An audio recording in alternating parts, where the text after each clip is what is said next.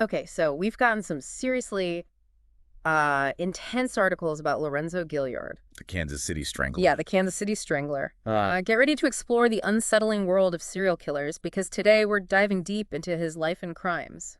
I think what's particularly compelling about Gilyard's case is that it really kind of took place during a period when forensic science was really undergoing a revolution. Yeah. And as we go through this, you'll see how advancements in DNA technology ultimately became the key to cracking this case. So we're talking Kansas City, Yeah. from 1977 to 1993, a time when the city was gripped by fear, multiple murders, primarily young women, many involved in sex work, all strangled. The police were scrambling for answers, but the case went cold for years. And this tragically highlights the vulnerability of certain groups, particularly those involved in sex work. Their lives often don't fit a neat 9-to-5 schedule, Right. and that can cause delays in missing person reports, which can give predators like Gilyard a head start. You mentioned that Gilyard's case is a great example of how forensic science evolved. Yeah, Can you give us a little more context on that? absolutely. So back then, DNA analysis was really in its infancy. Imagine trying to solve a complex jigsaw puzzle, but you only have a handful of pieces. That's what investigators were dealing with. Wow. But as time went on and DNA technology advanced, it became possible to analyze even the smallest traces of biological material. And this opened up a whole new world of investigative possibility. That's incredible. It's like having a superpower Right. for solving crimes. Exactly. And in Gilyard's case, it would prove to be the linchpin that connected him to multiple murders and finally brought him to justice. Wow. Let's go back to Gilyard's early life. One of the articles mentions that he showed aggressive tendencies even as a child. Is that something that you often see in the backgrounds of violent offenders? Well, childhood aggression is a very complex topic. It's kind of like a tapestry woven from various threads: genetics, upbringing, social influences. While it's a factor we often study in forensic psychology, it's really important to understand that not every child who exhibits aggression grows up to be a criminal. Hmm. In fact, many go on to channel that energy into things like sports or other competitive outlets. Right. So, what might have pushed Gilyard down a darker path? The sources mention that his own father was convicted of rape. Could that have played a role? That's where things get really interesting and where the nature versus nurture debate comes in. Could Gilyard have inherited a predisposition towards violence? Or was it the environment he grew up in that shaped his behavior? Perhaps it was a toxic combination of both. These are some of the tough questions we grapple with in friends psychology. It's unsettling to see that the violence in his life seemed to escalate over time. Even before the murders, there were assault charges, accusations of rape, and multiple accounts of domestic violence against his wives. You've hit on a crucial point. Gilyard's history really paints a chilling picture of escalating violence against women, a pattern that ultimately culminates in the murders he would later commit. These earlier offenses were like tremors foreshadowing a much larger earthquake to come. And what's even more disturbing is that he managed to avoid significant prison time for many years despite these red flags. Why wasn't he stopped sooner? That's a question that continues to haunt investigators and criminologists to this day. And in Gilyard's case, there are several factors that might have contributed. Imagine a courtroom in the 70s and 80s. Societal attitudes towards domestic violence and sexual assault were vastly different. Victim blaming was more prevalent, making it much more difficult for women to come forward and be believed. It's incredibly disheartening. Right. So, a combination of societal attitudes and systemic issues allowed Gilyard to continue offending, Right. even though there were clear warning signs. Unfortunately, yes. It's a stark reminder that even with the best intentions, the justice system can sometimes fail to protect potential victims. Let's delve deeper into Gilyard's criminal record before the murders. One of the articles mentioned that he was arrested for assault and rape in 1969, but the charges were dropped after he apologized to the victim and she recanted her statement. You think about the immense pressure a victim might face in a situation like that. Recanting a statement could stem from fear, intimidation, or even a misplaced sense of guilt. And it really highlights the need for a compassionate and supportive system that empowers victims to seek justice without feeling re-victimized. Just a few years later, in 1972, there's another arrest for rape and assault. This time, the victim said he choked her until she was unconscious. Even though she identified him, her testimony was questioned, and again, the charges were dropped. This raises important questions about the way victim testimony was perceived and evaluated back then. Were there implicit biases at play? Did societal norms influence how law enforcement approached these cases? It's a reminder that our understanding of trauma and its impact on memory has evolved significantly over time. So it seems like a recurring pattern of accusations, dropped charges, and missed opportunities. Sadly, yes. And it underscores the need to continuously examine our legal and social systems to ensure they're truly serving justice and protecting the vulnerable. In 1974, just 2 years later, he's arrested yet again for raping an exotic dancer. But after a reconciliation agreement with the victim, those charges are dropped too. Then the same year, he's arrested for raping the 13-year-old daughter of a friend. It's shocking to see this pattern continuing, even escalating to the abuse of a minor. The fact that he was able to avoid serious consequences for so long is a clear indication of systemic failures. Even though the rape charge was eventually dropped because the victim changed her testimony, he was at least convicted of sexual acts with a minor and served 9 months. But it doesn't seem to have deterred him much. He got married for a second time, but just like his first wife, his new wife left, claiming he was physically and sexually abusive. He quickly remarried in the late 1970s. This repeated pattern of domestic violence across multiple relationships is like a flashing neon sign screaming danger. It really speaks volumes about Gilyard's deep-seated issues with control and aggression, particularly towards women. Then in 1979, the violence escalates even further. He's arrested for assaulting a young couple, raping the woman, and threatening to kill her fiancé. Here we see the aggression morphing into something more sinister, a blatant disregard for human life. It's a chilling preview of the darkness that would soon engulf Kansas City. It's unbelievable that even after the victims identified him, he was acquitted in 1980 due to lack of evidence. Then he was arrested for aggravated assault on his third wife, but only received a fine and a divorce.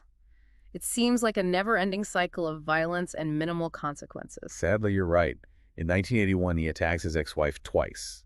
First knocking out her front teeth, then stabbing her hand with an ice pick. He was charged with third-degree assault but was given probation and a suspended sentence. The same year, he's arrested for theft but is released on bail. Finally, he's sentenced to 4 years for violating his probation. It's mind-boggling that someone with such a long history of violence and so many red flags wasn't considered a high-risk individual and monitored more closely. You've hit on a crucial point. Looking back, it's easy to wonder, how could they have missed this? But we have to remember that the understanding and identification of risk factors have evolved significantly since then. What might seem obvious to us now wasn't necessarily so clear back then. While Gilyard was serving time for violating probation, his sister, who was a sex worker, was convicted of murdering a client. She even got implicated in another murder of a prostitute. That's a strange coincidence, don't you think? It certainly adds another layer of complexity to the case. It makes you wonder about the environment they grew up in, the potential for shared experiences or influences that might have shaped their paths. Gilyard was paroled in 1983, but he quickly landed back in prison after being arrested for making bomb threats in Kansas. Released again in late 1985, he gets a job as a garbage man in early 1986, working for the same company where his father was employed in maintenance. Then on December 23, 1987, he was arrested and questioned as a possible suspect in the murder of 36-year-old Sheila Ingold. They even took a blood sample, but due to a lack of evidence, he was released. It's a chilling thought that investigators had him in their grasp, yet lacked the tools to connect him to the crime. It really underscores how DNA technology revolutionized criminal investigations. Imagine those investigators knowing what we know now. Yeah, talk about a missed opportunity. Gilyard married for the 4th time in 1991 and was even promoted to supervisor at the garbage company. In 1996, a neighbor accused him of sexual harassment, but no charges were filed, and the woman ended up moving away.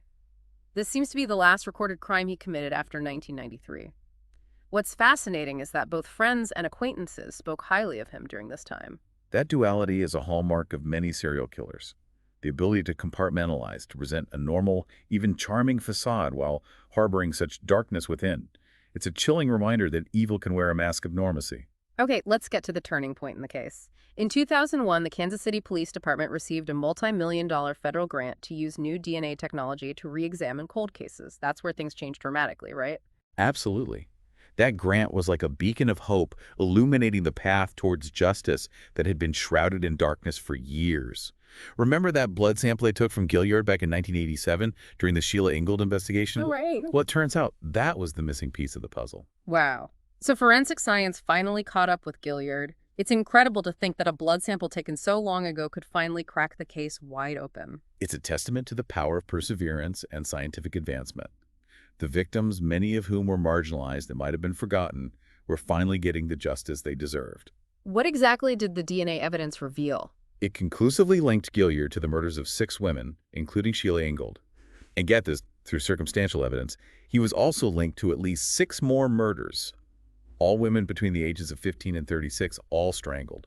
So it's possible he was responsible for even more murders than originally suspected. What Yeah. does this tell us about his modus operandi, his patterns of behavior? That's a great question, and it's something we'll explore in detail as we go deeper into this case. But to give you a glimpse, the fact that his victims were found in similar locations with similar causes of death points to a consistent pattern, a ritualistic element to his crimes. So after years of evading justice, Lorenzo Gilyard, the suspected Kansas City Strangler, is finally apprehended on April 16, 2004. Let's take a closer look at the victims and what makes their stories so heartbreaking. One of the youngest victims was 17-year-old Stacy Swafford, a transient sex worker. She was last seen on April 10, 1977, and a week later, her body was found at a vacant lot showing signs of suffocation. It's just tragic to think about a life cut out so brutally. Her story highlights the vulnerability of young people, especially those living on the fringes of society. Their transience often makes them easy targets for predators, and their disappearances can go unnoticed for longer periods. Then there's Gwendolyn Kizine, a 15-year-old prostitute whose father reported her missing. She was found strangled the very next day, her neck and wrists tightly wrapped with wire. It's hard to fathom the pain her father must have gone through. Her case underscores the importance of family and community support. Having someone who notices your absence who reports you missing immediately can be crucial in these situations. Unfortunately, for many victims of exploitation, those support systems are weak or non-existent. Next is 17-year-old Margaret Miller, another young woman involved in sex work. She was found strangled on May 9, 1982. It's heartbreaking to see this pattern of young lives being snuffed out. It's a stark reminder that behind the statistics, behind the headlines, there are real people with families and loved ones who are left to grieve and grapple with the aftermath of such unimaginable loss. Catherine Berry stands out because unlike many of the other victims, she wasn't known to be a prostitute. The 34-year-old struggled with mental illness and often stayed at homeless shelters. Her body was found on March 14, 1986, with a stocking wrapped tightly around her neck. Catherine's story reminds us that vulnerability takes many forms. It's not just about profession or lifestyle. It can also stem from mental health issues, homelessness, or any circumstance that makes someone an easy target for exploitation or violence. You're absolutely right. Predators often prey on those they perceive as weak or less likely to be missed. Exactly. It's a chilling reminder that we need to be vigilant about protecting those who are most vulnerable in our society. Next, we have Naomi Kelly. She was a 23-year-old business school student and a single mother of 2, but financial struggles forced her into prostitution. Her body was found on August 16, 1986, strangled with a towel that was left right next to her. The seemingly casual way the towel was discarded speaks volumes. It suggests a lack of concern for being caught, perhaps even a twisted sense of arrogance. It's a chilling detail that offers a glimpse into the mind of a killer. Then there's Deborah Sue Blevins, a 32-year-old woman whose completely nude body was found on November 27, 1986, strangled and hidden in the bushes next to a church. The location of the body near a church adds another layer of complexity to the case. Was it a random choice or was there a symbolic element to it? Did Gilyard feel any remorse or guilt, or was it simply a convenient place to dispose of the body? Ann Barnes, a 36-year-old exotic dancer and prostitute, was found strangled near the city center on April 17, 1987. It's like he was taunting the authorities, leaving his victims in such visible locations. That's a possible interpretation. The brazenness of his actions could suggest a growing sense of confidence, a belief that he was untouchable. Kelly Ford, a 20-year-old drug addict and sex worker, was found on June 9, 1987. Her almost naked body had been dumped at the edge of a cliff near a city park. The brutality is just staggering. The way her body was disposed of in such a public and degrading manner speaks to a profound lack of respect for human life. It's a chilling indication of the depravity that can exist within the human psyche. The case of Angela Mayhew is a bit different. She was a 19-year-old prostitute, but unlike the other victims, she was found fully clothed on the side of the road. Even though she was involved in sex work, there were no signs of sexual assault. Her body was discovered on September 12, 1987. That's an interesting anomaly. It could indicate a change in Gilyard's modus operandi, a deviation from his usual pattern, or perhaps there were specific circumstances surrounding Angela's case that we're not yet aware of. Next is the woman whose murder led to Gilyard's initial questioning in 1987, 36-year-old Sheila Ingold. Like many of the other victims, she was a sex worker. Her body was found strangled on November 3, 1987, inside an abandoned Fine Nation. Gilyard had pretended to be interested in buying, What's particularly chilling is that her killer stole 2 rings from her corpse. That detail about the stolen rings adds a new dimension to the case. It suggests a potential motive beyond just sexual gratification or the thrill of the kill. Could it have been a financial motive? Or perhaps a desire for trophies, macabre souvenirs to remember his victims? Then there's Carmeline Renee Hibbs, a 30-year-old whose partially nude body was found strangled in the parking lot of an apartment building on December 19, 1987. The location, a seemingly ordinary parking lot, is a stark reminder that danger can lurk anywhere. It shatters the illusion of safety and reminds us that even in familiar surroundings, we're not always as secure as we think. The last victim we'll discuss today is Connie Lynn Luther, a 29-year-old prostitute found in a snowdrift on January 11, 1993. She had a noose made of shoelaces tied around her neck. The use of a different type of ligature, in this case shoelaces, could indicate improvisation or a change in Gilyard's methods. It's a detail that forensic analysts would pay close attention to, as it might offer clues about his state of mind or any evolving patterns in his crimes. It's a lot to process. So many lives lost, so much pain inflicted. You're right. And it's important to remember that this is just the beginning of our deep dive. We barely scratched the surface of this complex and disturbing case.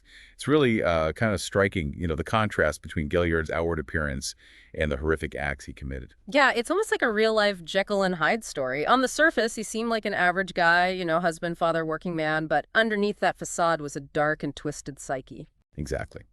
This duality is a common thread we see in many serial killer cases. They often maintain a veneer of normalcy, seamlessly blending into society while hiding their true nature. It's a chilling reminder that evil can wear a mask of everyday life. It really makes you think twice about the people you interact with every day. It certainly raises questions about how well we truly know those around us. But more importantly, I think it underscores the importance of paying attention to red flags, those subtle signs that something might be amiss. You're referring to Gilyard's extensive history of violence towards women, right? The assaults, the rape accusations, the domestic abuse allegations, they were all warning signs. Precisely. Those incidents weren't isolated events. They were indicative of a deeply ingrained pattern of behavior. And sadly, it seems those warnings were either missed or dismissed, allowing him to continue offending for years. He was incarcerated multiple times, yet it didn't seem to deter him. Why wasn't there a more effective intervention?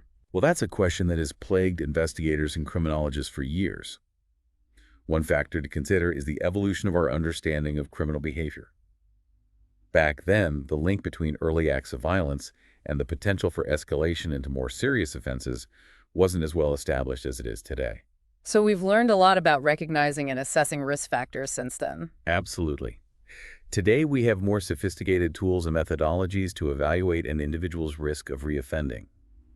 We understand the importance of early intervention programs that address the root causes of violence and provide support for both victims and offenders. That's encouraging to hear, but it's still tragic to think about the lives that could have been saved if those systems had been in place earlier. It's a sobering thought. Yeah. But we can learn from the past and use that knowledge to create a safer future. Gilyard's case serves as a stark reminder of the importance of vigilance and the need for continuous improvement in our criminal justice system. Let's talk more about the role of law enforcement. There were several missed opportunities to apprehend Gilyard.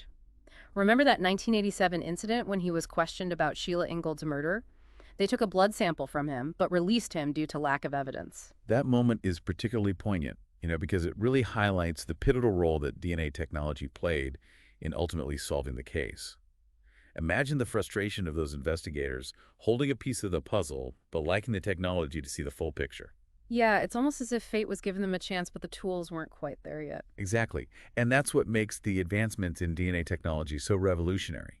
It's not just about identifying criminals. It's about providing closure for families, validating the experiences of victims, and ensuring that justice is served even decades later. The DNA evidence was truly the turning point in the case. Without a doubt. It provided the irrefutable link between Gilyard and multiple murders, shattering his facade of innocence and exposing the monster he truly was. You mentioned earlier that Gilyard exhibited many traits that are common to serial killers. Can you elaborate on that? One striking characteristic is the compartmentalization we discussed earlier, that ability to function seemingly normally while harboring such dark secrets. Many serial killers maintain families, jobs, and social lives, all while engaging in horrific acts. It's like leading a double life. It's terrifying. Indeed, and makes it all the more difficult to identify these individuals before they strike. We often look for outward signs of instability or aggression, but in many cases those signs are masked by a carefully constructed persona. What about Gilyard's specific motives? What drove him to commit these horrific acts? Understanding the motivations of a serial killer is a complex and often elusive task. It's rarely a single factor. It's usually a confluence of psychological drivers. In Gilyard's case, there are several possibilities to consider. Let's explore those. Okay? One potential driver is the need for power and control. Many serial killers derive a sense of satisfaction from dominating and manipulating their victims. They might relish the fear, they instill the feeling of being in complete control of another person's life. It's a chilling thought, playing God with someone else's life. It's a disturbing reality, and one that speaks to a profound lack of empathy and respect for human life. Another possible factor is sexual gratification, though it's not always the primary motive. Some serial killers find pleasure in the act of killing itself, the violence becoming a twisted form of sexual release. So it's not always about lust or desire, it can be about the violence itself. Exactly. The act of killing can become an addiction, a way to satisfy a deep-seated compulsion. And in some cases, the motivation might be even more twisted, a sadistic desire to inflict pain and suffering. It's a dark and disturbing psychology that's hard to even wrap your head around. It is. And it's important to approach this topic with caution and sensitivity, recognizing that we're dealing with the darkest aspects of human nature. But if we want to prevent future tragedies, we need to understand these motivations, however unsettling they may be. Gilyard's case also highlights the vulnerability of certain groups, particularly women involved in sex work. They're often targeted because predators see them as easy prey. Sadly, that's true. These women are often marginalized, facing societal stigma and discrimination. Their lifestyles can make them less likely to report crimes against them, fearing judgment or disbelief. It's a vicious cycle, vulnerability leading to victimization and victimization leading to further marginalization. Exactly. And it underscores the need for greater awareness, compassion, and support for these communities. We need to break down the barriers that prevent victims from coming forward and ensure that they have access to the same protections and resources as anyone else. What steps can we take to create a safer environment for these vulnerable groups? Well, it's a multifaceted challenge that requires a collaborative approach. Law enforcement needs to build trust with marginalized communities, demonstrating a commitment to sensitivity and understanding. Social services need to provide adequate support and resources to help individuals escape exploitative situations. And as a society, we need to challenge the stigma and discrimination that often surrounds sex work, recognizing the inherent dignity and worth of every human being. It's a reminder that justice isn't just about catching criminals, it's about creating a world where everyone feels safe and valued. Well said. It's about addressing the root causes of violence and working together to build a more just and equitable society. Let's shift gears a bit and talk about the impact of Gilyard's crimes on the Kansas City community. His reign of terror left an indelible scar on the city. Imagine living in a place where fear permeates the air, where every shadow seems to hold a threat. For over a decade, Gilyard's crimes created an atmosphere of anxiety and uncertainty, particularly for women. I can only imagine the sense of relief when he was finally apprehended. It was a collective sigh of relief, a weight lifted from the shoulders of a community that had endured so much pain and suffering. But the scars remain. The victims' families will forever carry the weight of their loss, and the city itself will forever remember the shadow of the Kansas City Strangler. His case is a stark reminder that even in seemingly ordinary places, darkness can lurk. It's a sobering thought, but it also reinforces the importance of community, of looking out for one another, and of working together to create a safer world for everyone. You mentioned earlier the importance of understanding the psychology of someone like Gilyard. What insights can we glean from his case that might help us prevent future tragedies? That's a crucial question, and one that criminologists and forensic psychologists are constantly grappling with. While there's no single profile that fits all serial killers, there are certain traits and behavioral patterns that we can learn to recognize. For example, the escalating pattern of violence we observed in Gilyard's case, starting with assault and culminating in murder. Exactly. That escalation is a key red flag. It's like a fire that starts small and gradually grows into an inferno. Recognizing those early signs and intervening before the flames engulf everything is critical. We also often see a history of childhood trauma abuse or neglect in the backgrounds of violent offenders. It's like a wound that festers, shaping their worldview and influencing their actions. It's not always the case, of course, but it's a significant risk factor that warrants attention and intervention. Early intervention programs that address childhood trauma and provide positive role models can be incredibly effective in breaking the cycle of violence. So it's not just about punishment, it's about prevention and rehabilitation. Precisely. We need a multifaceted approach that tackles the issue from multiple angles. We need to understand the root causes of violence, identify potential offenders early on, and provide support for both victims and perpetrators to break the cycle of abuse. That's a much more holistic and hopeful perspective than simply focusing on retribution. Punishment has its place, of course, but it's only one piece of the puzzle. If we want to create a truly safer society, we need to invest in prevention, rehabilitation, and a deeper understanding of the complex factors that contribute to violence. This has been an incredibly insightful conversation, but it's also been quite heavy and disturbing. It's not easy to delve into the darkest corners of the human psyche, Yeah. but it's necessary if we want to learn from the past and prevent future tragedies. Gilyard's case is a stark reminder that evil exists in our world, but it also underscores the resilience of the human spirit and our capacity for growth and change. So we've spent the last two parts really unpacking the horrific crimes of Lorenzo Gilyard, the Kansas City Strangler. It's been a lot to process. I imagine this is particularly heavy for you, knowing that these events happened right in your own backyard. Yeah, it's important to acknowledge the weight of these stories. These weren't just cases in a textbook. These were real lives, tragically cut short, leaving behind a ripple effect of pain and grief throughout the community. We talked about Gilyard's escalating pattern of violence, his chilling ability to blend in, and the crucial role that DNA technology played in finally catching him. Now let's delve into the legal proceedings that followed his arrest in 2004. Gilyard's trial was a landmark event in Kansas City's history.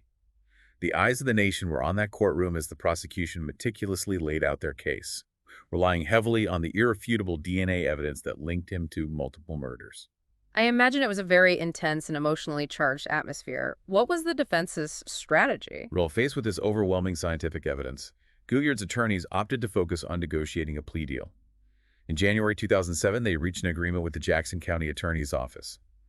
Gilyard would agree to a bench trial, meaning the verdict would be decided by a judge rather than a jury in exchange for the prosecution taking the death penalty off the table. So a strategic move to avoid the possibility of execution. Was this common in cases with such strong evidence? It's a tactic often employed when facing a mountain of irrefutable evidence.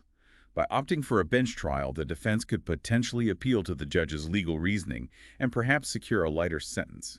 The trial began on March 5, 2007. Gilyard was facing 7 first-degree murder charges. What were some of the key arguments presented by the prosecution? The prosecution really built their case around the DNA evidence, emphasizing its undeniable link to the victims. They also pointed to the chilling similarities in the murders, the victims' profiles, the cause of death, the locations where the bodies were found. It painted a very clear picture of a serial predator with a distinct modus operandi.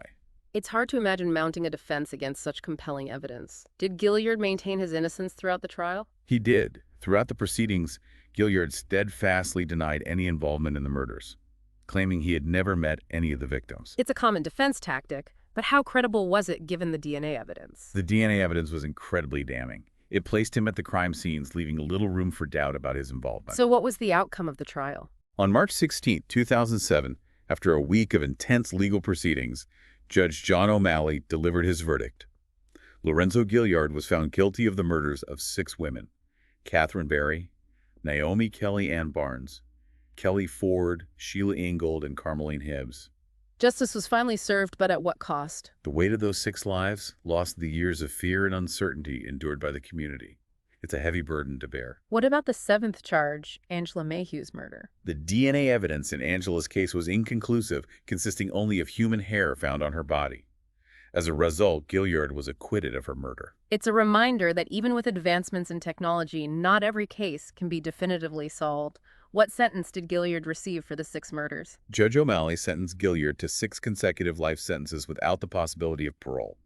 He is currently serving his sentence at the Crossroads Correctional Center in Cameron, Missouri. Wow, life behind bars with no hope of ever being released. Did he ever express any remorse or admit to his crimes? Well, in a 2018 interview with Piers Morgan, Gilyard continued to assert his innocence, claiming he had never met any of the victims. A chilling reminder that even when confronted with overwhelming evidence, some individuals will cling to denial, refusing to accept responsibility for their actions. It raises a lot of questions about the nature of evil, the capacity for self-deception, and the possibility of true rehabilitation for individuals who commit such heinous acts. Gilyard's conviction brought a sense of closure to Kansas City, but the scars of his crimes run deep. Absolutely.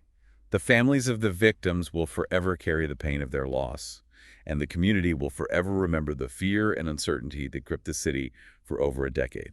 As we wrap up our deep dive into this complex and disturbing case, what are some final thoughts for our listeners? Lorenzo Gilyard's case is a stark reminder that monsters often hide in plain sight, masking their true nature behind a veneer of normalcy. It highlights the importance of vigilance, of paying attention to red flags, and of supporting those who are most vulnerable in our society. It's a call to action for all of us to create a world where such tragedies become less frequent, where justice prevails, and where every life is valued and protected. This deep dive has been quite a journey into the darkest corners of the human psyche. It's been unsettling, but it's also been illuminating. Thank you for joining us, and until next time, stay curious.